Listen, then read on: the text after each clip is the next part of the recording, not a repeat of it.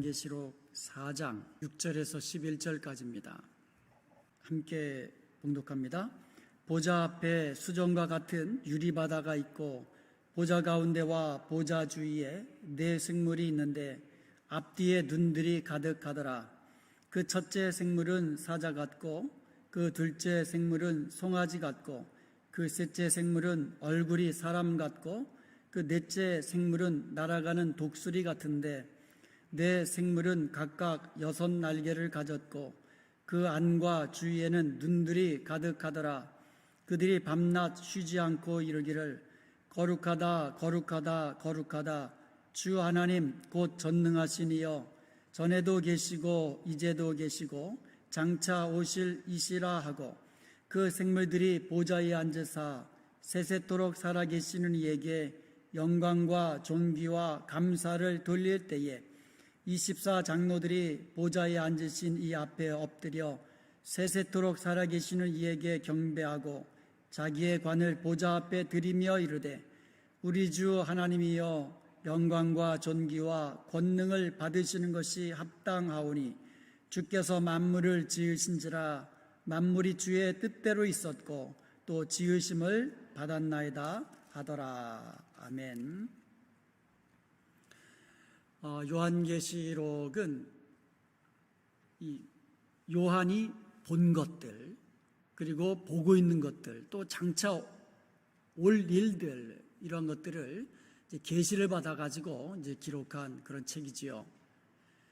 계시록 2장과 3장에서는요 아시아에 있는 7 교회에게 주시는 그 편지의 말씀을 통하여서 오고 가는 모든 교회들에게 원하시는 그 주님의 그 말씀을 우리가 들을 수 있었습니다.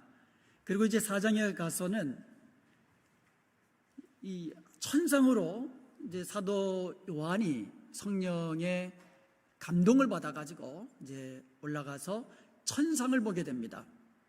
그 천상을 보는데 하나님의 보좌가 있고 앉으신 이가 있고 또 무지개가 보석과 같이 빛나고 있고 그리고 이 보좌 앞에 하나님의 7영 성령께서 계시고 그리고 보좌 가운데와 주위에 네 생물이 있고 그리고 이 보좌를 둘러선 24 이 장로들이 각각 자기 보좌에 앉아 있는 이제 그런 광경들을 이제 보게 된 겁니다.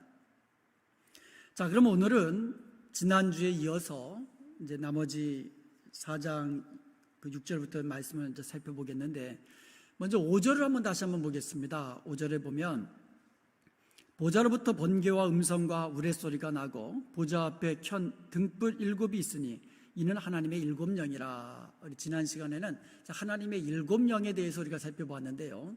오늘은 하늘 보좌로부터 번개와 음성과 우레소리가 나는 것, 요거에 대해서 한번 살펴보겠습니다. 우레소리, 뇌성, 큰 소리죠. 그냥 막. 이것은요, 신적 현현을 동반한 종말적 심판의 현상입니다. 그러니까 하나님이 보통 이제 등장하실 때 이런 것들이 동반되는 것을 우리가 종종 볼 수가 있어요. 번개, 음성, 우레소리. 그러면서 앞으로 종말적 심판이 예고되고 있는 거예요.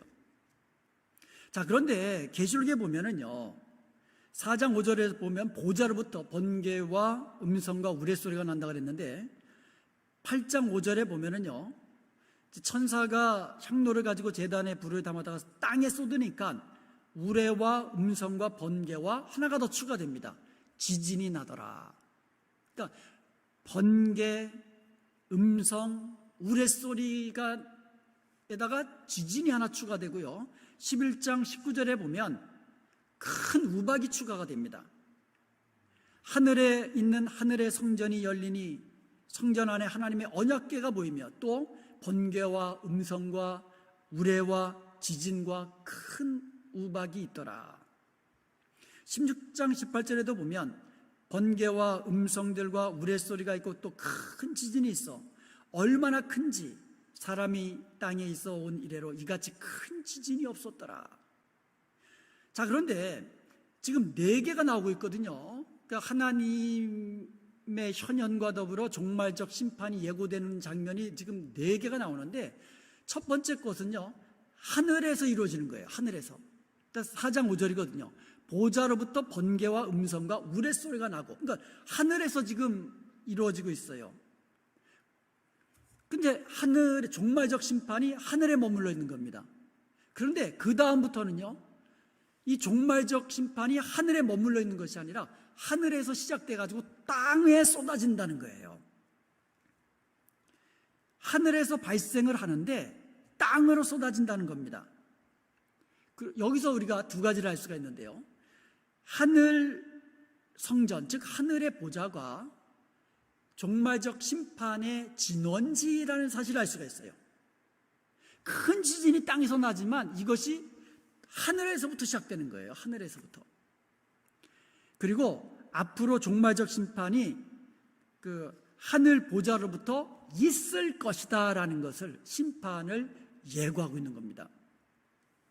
그러므로 이 마지막 때 종말적 심판이 하늘에서 이제 땅으로 쏟아지는데, 그것이 우리에게 임할 것이라는 것을 이제 보여주고 있는 것이죠. 그러니까 앞으로 지금 4장 이후에 종말적 심판이 지금 예고되고 있는 거예요.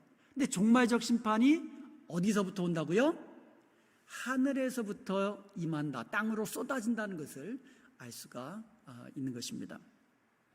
자, 그러면 6절을 한번 보겠습니다. 6절에 보니까 보좌 앞에 수정과 같은 유리바다가 있고 보좌 가운데와 보좌 주위에 네 생물이 있는데 앞뒤에 눈들이 가득하더라. 여기에 보면 네 생물이 나옵니다. 네 생물.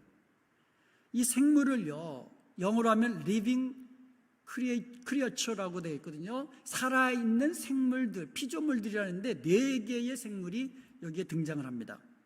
자, 그러면 여기에 나와 있는 네 생물은 과연 무엇을 의미하는 것일까요? 일단 사람은 아니죠. 사람은 아닙니다. 자, 근데 7절과 8절에 보면 그 네 생물의 모양을 우리에게 알려주고 있어요. 첫째 생물은 사자 같고, 둘째 생물은 송아지 같고, 셋째 생물은 얼굴이 사람 같고, 넷째 생물은 날아가는 독수리 같다. 각각 6날개를 가졌고 그 날개 안과 주위에는 눈들이 가득하다. 이렇게 묘사하고 있습니다. 여기서 말하는 네 생물, 과연 무엇일까요? 이 네 생물은 하나님의 보좌 앞에 있는 그룹들, 그룹 천사들이라죠. 그룹 천사를 의미하는 겁니다. 여러분, 하나님께서 모세를 통하여서 성막을 지으라고 하셨잖아요. 그러니까 성막에 보면 성소가 있고 지성소가 있습니다. 근데 지성소 안에는 거기에 하나님의 궤, 법궤가 있습니다. 그 법궤를 덮고 있는 뚜껑을 속죄소라고 합니다. 그런데 법궤를 덮고 있는 속죄소의 양쪽 끝에 금으로 이 속죄소와 이어가지고 양쪽에서 그룹을 만들라고, 그러니까 이쪽에 하나 이쪽에 하나 두 그룹을 만들라고 하나님께서 모세에게 명하셨습니다. 그러니까 지금 법궤는 하나님의 임재, 하나님의 임재를 상징하고 있는 거거든요. 그 하나님의 임재 앞에 그룹들이 이 양 끝에서 어떻게 보면 호위하면서 그곳에서 이 하나님의 영광과 신성을 드러내는 그런 역할을 이제 하고 있는 것을 우리가 볼 수가 있습니다. 그러니까 지성소 안에 있는 속죄소 양 끝에 있는 그룹들은, 두 개의 그룹들은 하늘 성전에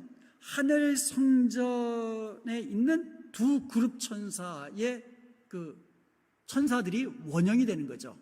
그러니까 속죄소 양쪽 끝에 있었던 두 그룹은 하나의 모형이죠, 모형. 하늘에 있는 그룹 천사 원형의 모형으로서 하나님이 보여주신 것이죠. 자, 이것은요, 에스겔서 1장과 에스겔서 10장에도 이 그룹 천사가 나오는데요. 에스겔서 1장을 보면은요, 1장 1절에 보면 에스겔이 포로로 잡혀간 그곳 그발강가에서 내가 사로잡힌 자 중에 있을 때 하늘이 열리며 하나님의 모습이 되게 보이는 그랬거든요. 그러니까 에스겔이 그발강가에 있는데 하늘이 열리면서 하나님의 모습을 본 거예요. 자, 그런데 5절에 보니까 그 속에 뇌 생물의 형상이 나타나는데 하늘이 열립니다. 하나님의 모습을 봅니다. 그런데 그 가운데 뇌 생물을 본 거예요. 뇌 생물이 바로 여기에 나오는 거예요. 여기서도. 자, 그런데 그들의 그 뇌 생물의 모양이 어떠냐? 10절에 보니까 앞은 사람의 얼굴이고 오른쪽은 사자의 얼굴이고 왼쪽은 송아지의 얼굴이고 이 뒤쪽은 독수리의 얼굴을 하고 있는 뇌 생물이 보였던 겁니다. 자, 그런데 에스겔서 10장에서 보면 이 뇌 생물을 뭐라고 그러니까 스스로 해석해 놓은 거예요. 그 성경에서 10장 1절에 보니까 이에 내가 보니 그룹들 머리 위에 남보석 같은 것이 나타나는데 그들 위에 보좌의 형상이 있는 것 같더라. 그러니까 하나님의 보좌가 그룹들 머리 위에서, 그러니까 그룹들이 지금 하나님의 보좌 주위에 있는 거예요. 그런데 14절에 보니까 그룹들에게 각각 4면이 있는데 첫째 면은 그룹의 얼굴이고 둘째 면은 사람의 얼굴이고 셋째는 사자의 얼굴이고 넷째는 독수리의 얼굴이다. 그러니까 여기서는 이 그룹의 얼굴이 들어가고 이제 송아지, 그러니까 이 소의 얼굴이 이제 빠지고 대치가 됐는데요. 그러니까 네 얼굴이 이제 보이는데 20절에 보니까 그것은 하고 설명해 주고 있어요. 그것은 네 생물을 지금 이야기하는 거예요. 네 생물은 내가 그발 강가에서 보던 이스라엘 하나님 아래에 있던 생물들이다. 그들이 그룹인 줄을 내가 아니라. 이렇게 되어 있어요. 그러니까 에스겔이 그발 강가에서 네 생물, 하나님 보좌 주위에 있는 네 생물을 보았는데 그들이 바로 그룹들이었다. 이렇게 에스겔이 설명해 준 거예요. 그러니까 계시록에 있는 하나님 보좌 가운데와 주위에 있는 네 생물은 곧 하나님 보좌에 있는, 보좌 주위에 있는 그룹 천사들이다. 이렇게 말할 수가 있습니다. 참고로 학자들은 이 네 생물을 사복음서에 빗대어서 이제 설명을 합니다. 이제 마태복음은 유대인의 왕으로 오신, 즉 유다 지파의 사자, 왕으로서의 예수님을 이야기한다. 그래서 이 사자복음이다. 마가복음은 종으로 오신, 여러분 소가 얼마나 그 일을 열심히 합니까? 그래서 소처럼 섬기러 오신, 종으로 오신 예수님. 그래서 이것을 마가복음을 송아지복음이다 이렇게 이야기하고요. 그리고 누가복음은 예수님의 인성, 사람으로서의 그 모습을 강조합니다. 온 세상을 구속하는 인자로서의 예수님. 그리고 요한복음은 독수리복음이라는데 영광의 복음, 예수님의 신성을 강조합니다. 그래서 이렇게 네 개의 그 사복음서를 그 네 생물에 빗대어서 이렇게 학자들이 이름을 붙이기도 합니다. 자, 그러면 참고로 성경에 나오는 하나님이 부르시는 영적인 존재, 가장 대표적인 게 천사들이죠. 천사들. 천사는 몸이 없는 영적인 존재이지만 하나님의 그 보내심을 받아가지고 땅에 올 그 천사들이 올 때에는 사람의 모습으로 그렇게 이제 비춰지기도 합니다.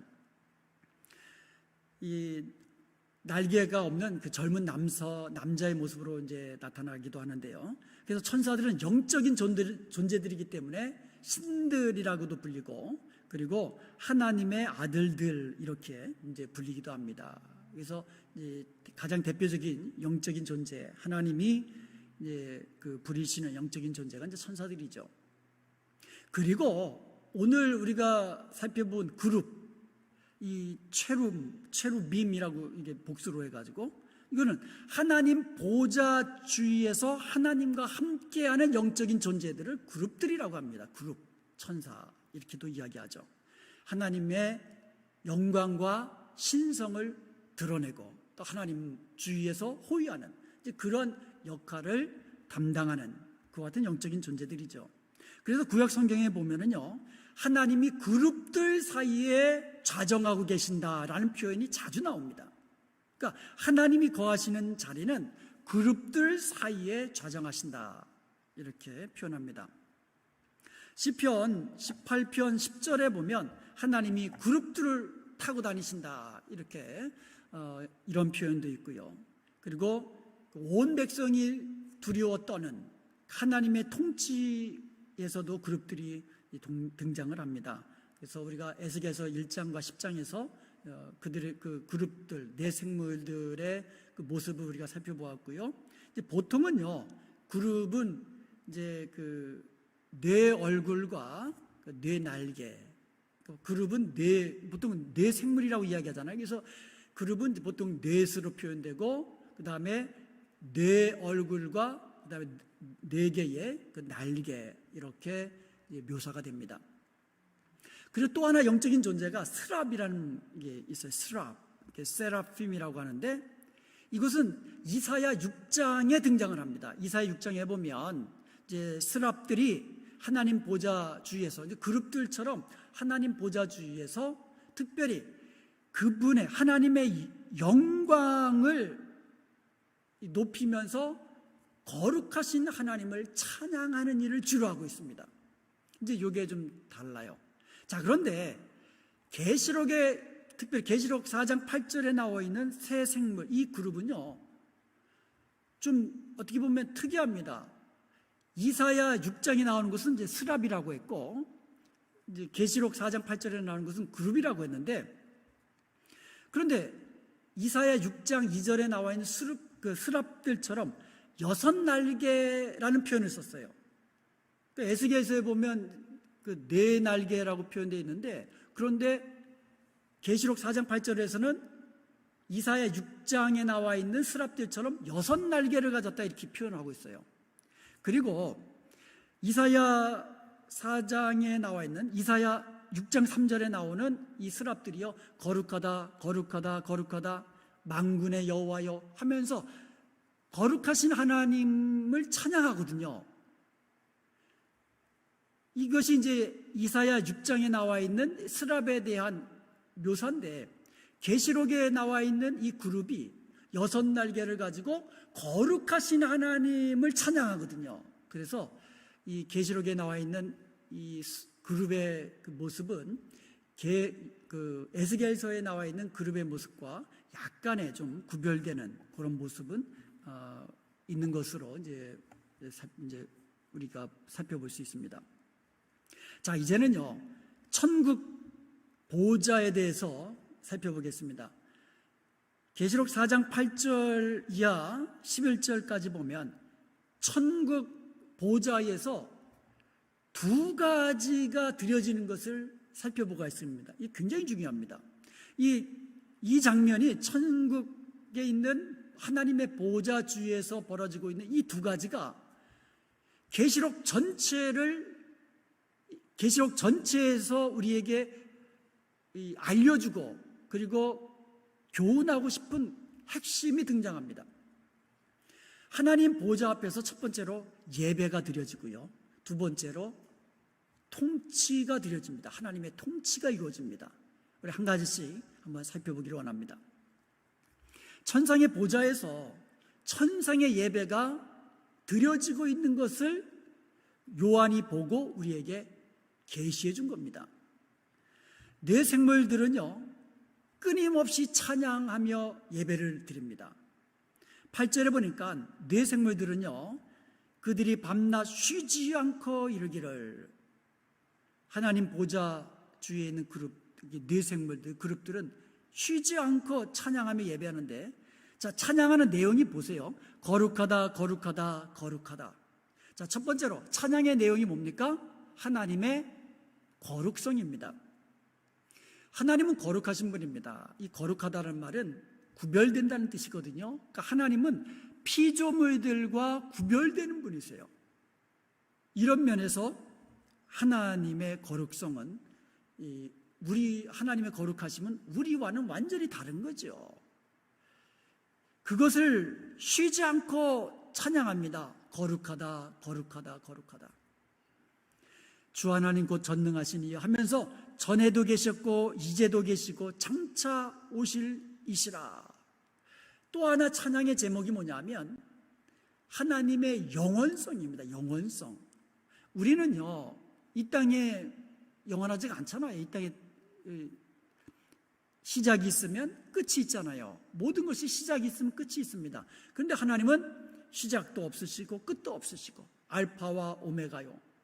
그리고 전에도 계셨고 이제도 계시고 장차 오실 이요 영원하신 세세토록 살아계시는 하나님이시다.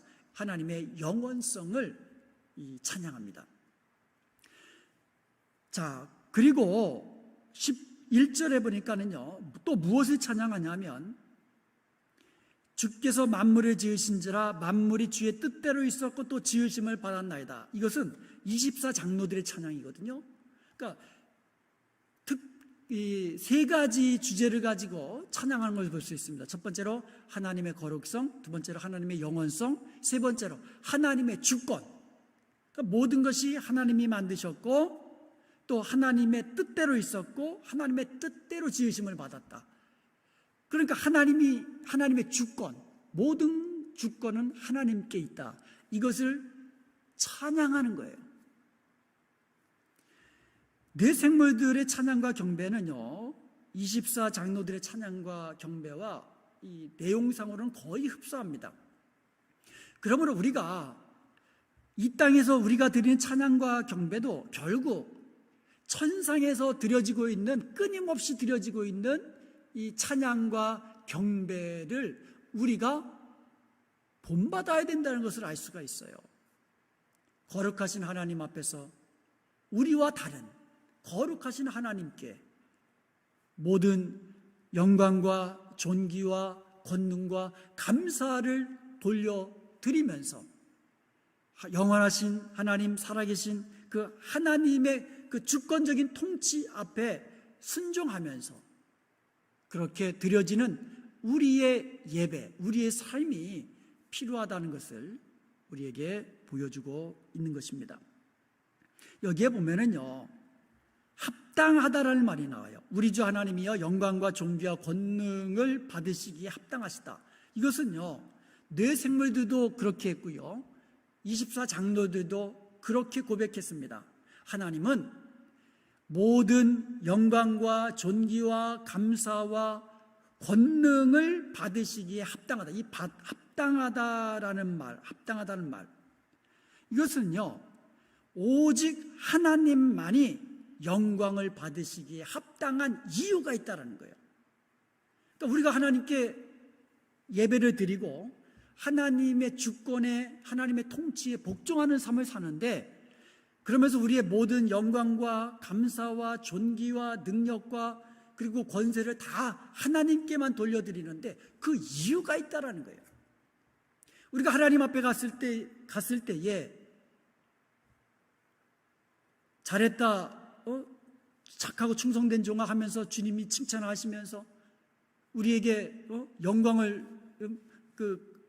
면류관을 우리에게 주시면서 우리를 영광스럽게 할 때에 우리의 모습은 뭡니까? 아닙니다. 금면류관을 받아서 주님께 드리면서 다 주님의 것이고 주님이 하셨습니다. 이렇게 모든 영광과 존귀를 오히려 하나님께 돌려드리는 그런 이유가 있다는 거예요. 주님께서 그런 영광, 주께서 받을 이유가 있다는 거예요. 합당한 이유가. 그 합당한 이유가 뭡니까? 11절에 보니까 하나님이 만물을 지으셨기 때문이라는 거예요. 모든 만물이 주님의 뜻대로 있었고 또 지으심을 받았다라는 겁니다. 하나님의 창조주 하나님이시기 때문에 모든 영광과 존귀와 감사와 권세를 받으시기에 합당합니다. 이렇게 이야기합니다.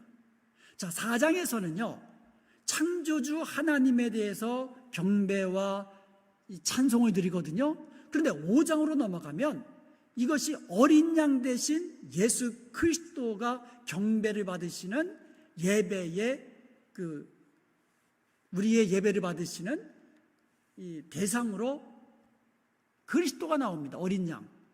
그런데 5장에 가서는요, 창조가 구속, 구원으로 대치가 됩니다. 그러니까 예수 그리스도의 구원하심을 찬양하는 거예요. 5장에 가서는. 결국 우리의 찬양은 우리를 창조하신 하나님, 우리를 구속하신 하나님, 그 은혜와 그 영광을 찬송하고 감사하고 하나님께 영광 돌리는 것, 이것이 예배자의 모습이고 우리 성도들의 삶의 모습이 되어야 될 줄로 믿습니다.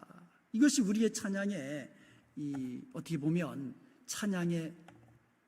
우리의 찬양받기에 합당하신 우리 하나님, 창조주 하나님, 구원주 하나님, 그 우리의 찬양을 받기에 합당하신 오직 하나님만이 세세토록 살아계신 하나님만이 우리의 예배를 받으시기에 합당하신 분이라는 것을 보여주고 있는 것입니다.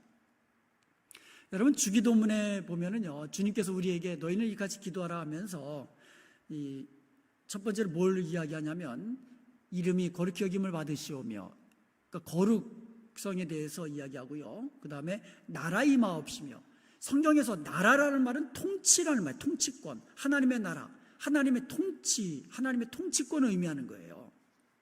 그러니까 이 뜻이 하늘에서 이루어진 것 같이 땅에서도 이루어지이다.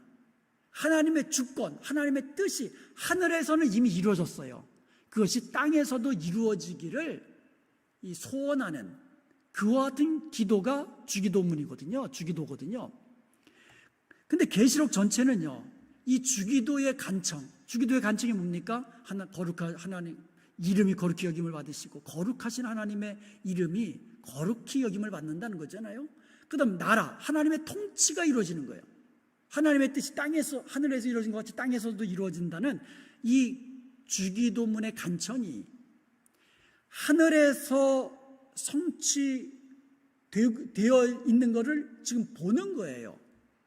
이제 그것이 앞으로 땅에서도 이루어져 가는 그 과정을 우리에게 또 보여주고 있는 것이 계시록이다, 이렇게 볼 수가 있는 겁니다. 그리고 이 모든 영광과 존귀와 능력을 하나님께만 드리면서 내생물이 찬양하고 예배하죠.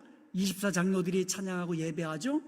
이것이 5장 11절에 보면 많은 수많은 천사들, 만만이요 천천인 그 수많은 천사들이 하나님께 찬양드리며 예배하는 것으로 확대되고요. 그리고 나서 5장 13절에 가서는 온 우주에 있는 모든 피조물들이 하나님 앞에 예배드리고 찬양하는, 그러니까 예배가 점점 확대되어 나가는 것을 우리에게 보여주고 있는 것입니다.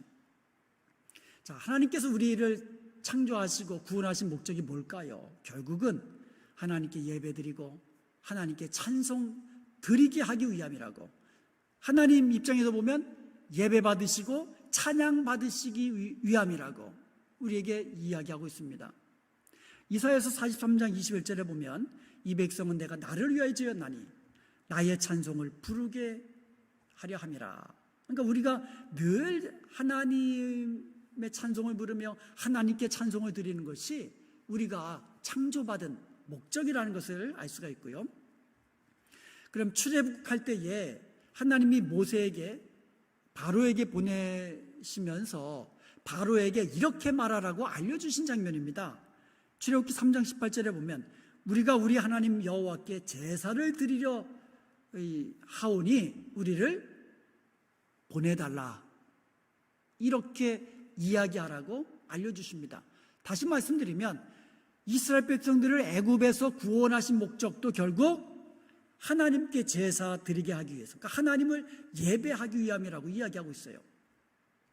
에베소서 1장 6절에 보니까 우리를 구원하신 목적, 하나님이 우리에게 구원하신 목적도 하나님의 은혜의 영광을 찬송하기 위함이다, 이렇게 이야기하고 있어요. 에베소 1장 14절에도 마찬가지입니다. 그의 영광을 찬송하게 하려 하십니다. 우리가 창조받은 피조물로서, 그리고 구원받은 하나님의 자녀로 구원받은 사람으로서 우리가 하나님 앞에 드려야 할 것이 있다면 거저 주신 하나님의 은혜, 그 은혜의 영광을 감사하며 찬송하며 하나님을 영화롭게 하는 것인 줄로 믿습니다. 그만큼 우리의 예배가 중요한 겁니다. 여러분, 우리의 예배는 무엇과도 바꿀 수가 없는 겁니다. 정말 중요한 겁니다. 천상에서 영원토록 끊임없이 하나님 보좌 주위에서 드려지고 있는 것이 찬양과 예배라는 사실입니다. 천상에서처럼 이 땅에서도 우리 가운데 드려져야 할 것이 있다면 끊임없이 예배하며 찬송하는 것인 줄로 믿습니다. 모든 영광과 존귀와 능력과 감사를 하나님께 드리는 예배, 그런 예배가 하나님이 기뻐하신 예배요, 그러한 예배자를 하나님께서 기뻐 받으신다는 거예요. 그냥 때 되니까 뭐 주일날 때 됐으니까 와가지고 그냥 예배 드리고 그냥 형식적으로 드리고 가고, 그게 아니고요. 거룩하신 하나님, 영원하신 하나님, 모든 것의 주권자 되시는 그 하나님 앞에서 모든 영광과 존귀와 감사와 권세를 다 돌려드리면서 영과 진리로 드리는 예배, 이러한 예배자가 되어야 될 줄로 믿습니다. 그럴 때에 하나님은 그러한 예배자를 찾으시고 그런 예배자에게 은혜와 복을 충만히 내려주시는 것입니다. 자, 천상의 보좌에서 끊임없이 예배가 이루어진다 그랬고요. 두 번째로, 천상의 보좌에서 천상의 통치가 이루어진다는 것을 우리에게 알려주고 있습니다. 예배와 통치, 보좌 앞에서.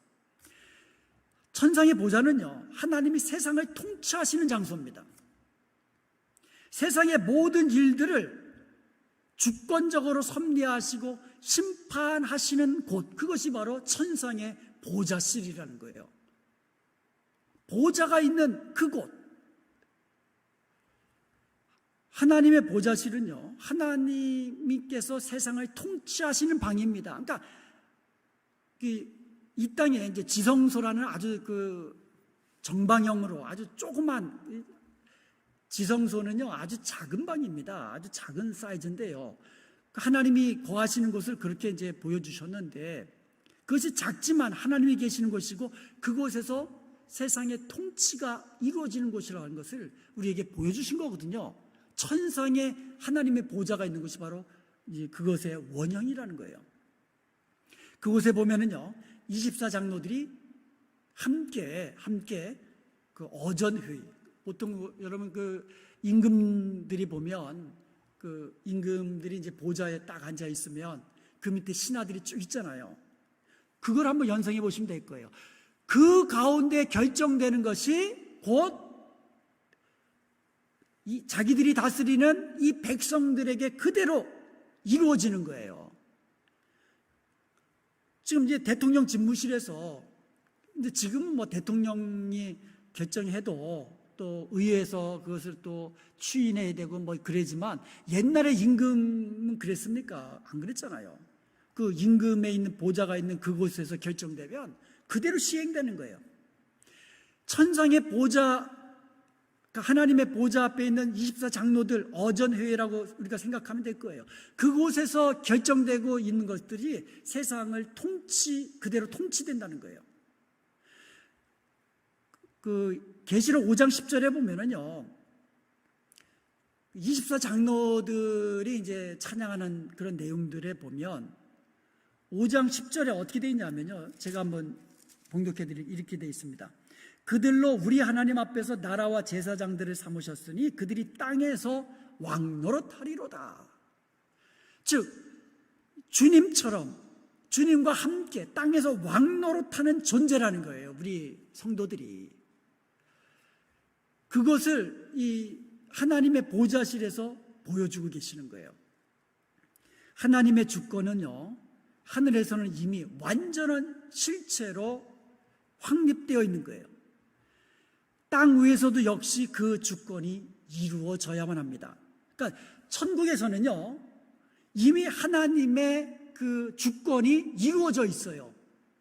그 하나님 나라에서, 천국에서, 천상에서 이루어진 하나님의 통치, 하나님의 주권이 이 땅에서도 그대로 이루어져야 한다는 거예요.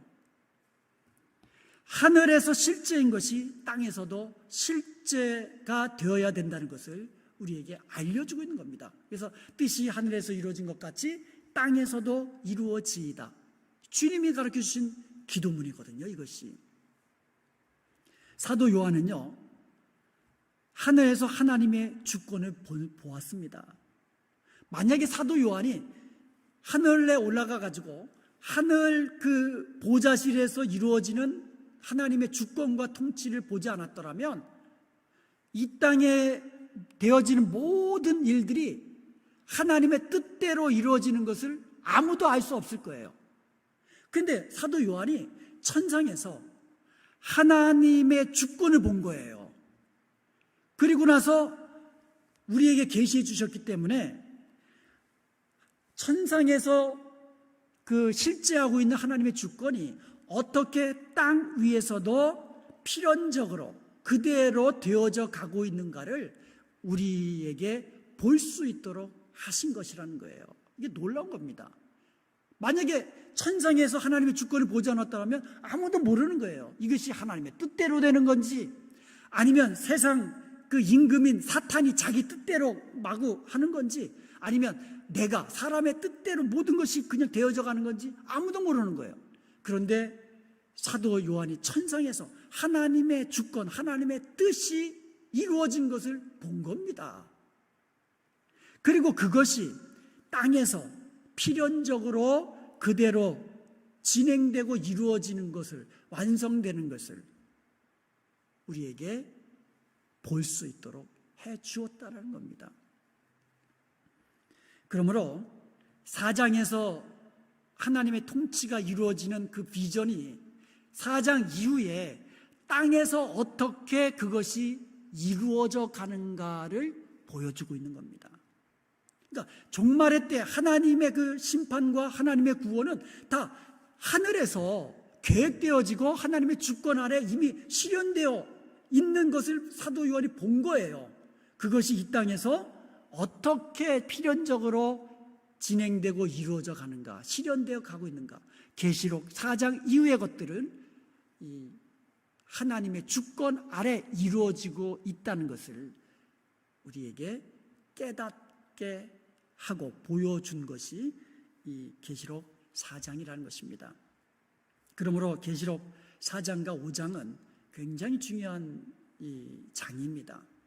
어떻게 보면 계시록 전체를, 이 내용을, 흐름을 우리에게 보여주고 있는 그런 책이라 알 수가 있습니다. 이 천상의 보좌 앞에서 두 가지가 이루어졌다 그랬잖아요. 두 가지 이미지가 우리에게 보여졌다 그랬잖아요. 첫 번째 뭐라 그랬어요? 예배가 드려지고, 두 번째로 통치가 이루어지고. 이것 여러분 잊으시면 안 됩니다. 우리가 이 땅에서 영적 싸움이 있다고 그랬는데, 이 땅에서 우리가 행하는 영적 싸움의 본질이 이거예요. 예배자가 누구냐, 누구의 통치를 받느냐, 이 싸움입니다. 그 당시에 로마 제국이었어요. 로마 제국의 황제가 제국을 통치하고 있을 때입니다. 그런데 이 로마 제국의 황제가요, 자기가 로드, 주라고 이야기했어요. 그래서 로드십은 자기에게 있다. 여기까지 가면 괜찮은데 주권이 로마 황제가 내게 있다라고 이야기하면서 어디까지 나갑니까? 황제 숭배로 나가는 거예요. 황제 앞에 경배하라는 거예요. 내가 신이기 때문에, 내가 주이기 때문에. 그래서 황제 숭배를 강요하는 겁니다. 크리스천들은 우리는 할 수 없습니다. 우리의 주님은 하나님뿐이십니다. 우리는 우리의 주님 대신 하나님께만 예배드릴 수 있습니다. 그래가지고 잡혀가지고 결국 죽은 거 아닙니까? 그 싸움이에요. 마지막 때에 사탄이요, 이 바다에서 나오는 짐승, 적그리스도거든요. 이 적그리스도에게 능력을 막 부여합니다. 그리고 땅에서 나오는 짐승, 거짓 그리스도거든요. 이 거짓 그리스도도 능력을 막 행하면서 적그리스도에게 경배하도록 합니다. 다시 말씀드리면 이 땅의 임금, 이 땅의 짐승들, 자기들이 통치자로 군림하기를 원하고 그리고 자기들이 경배를 받기를 원하는 겁니다. 그래서 짐승에게 경배하지 않는 자를 죽이는 거예요. 이 종말의 마지막 종말의 때에 그러한 것들이 이제 계시록 뒤에 나오잖아요. 용이 나오고 바다에서 나온 짐승이 나오고 땅에서 나온 짐승이 나오면서 세상을 통치하려고 하고 경배받으려고 하고 두 가지가 나오잖아요. 통치자는 짐승들이 자기들아 이거예요. 그러니까 나에게 예배하라는 겁니다. 이 두 가지. 이 싸움에서 우리는 절대로 지면 안 됩니다. 세상은요, 온갖 종류의 신들을 만들어가지고 그 우상들이죠. 우상들 앞에 우상을 숭배하도록 만듭니다. 우상의 종류가 너무너무 많잖아요. 가장 대표적인 것이 돈입니다. 돈신이에요. 만모니즘, 이 돈신이란 뜻입니다. 돈도 그것을 거기에 마음을 뺏기고 그러면 그것이 경배의 대상이 되어버리는 거예요. 그러니까 하나님보다도 더 사랑하는 것들이 다 탐심은 우상이라고 그랬거든요. 우상숭배라고. 이처럼 이 누구에게 예배하느냐는 누구의 통치를 받느냐와 밀접한 관계가 있다는 거예요. 그러므로 우리가 이 땅에 살고 있지만 하나님의 통치에 복종하면서 하나님만 예배하는 삶을 산다면 그것이 바로 천상에서 이루어진 예배와 통치가 이 땅에서도 내 가운데 내 삶 속에서 이루어진다는 거예요. 그게 바로 천국의 삶을 이 땅에서도 누리며 살 수 있다는 겁니다. 여러분, 우리의 남은 생에 이 싸움에서 우린 절대로 져서는 안 되는 겁니다. 하나님의 통치, 하나님의 말씀만 순종하고 하나님께만 예배하는 예배자로 살아야 될 줄로 믿습니다. 그 밖에 우리의 마음을 뺏겨서는 안 되는 거예요. 어떤 사람이 와서 아니면 이 세상의 어떤 것이라도 나에게 경배하기만 하면 모든 것을 주겠다, 나에게 엎드려 절하면 네 목숨 살려주겠다, 아무리 협박하고 유혹하고 한다 할지라도 우리는 나의 주님은 오직 하나님뿐이십니다. 나는 하나님의 통치만 받으며 하나님의 말씀대로 순종하는 삶을 살겠습니다.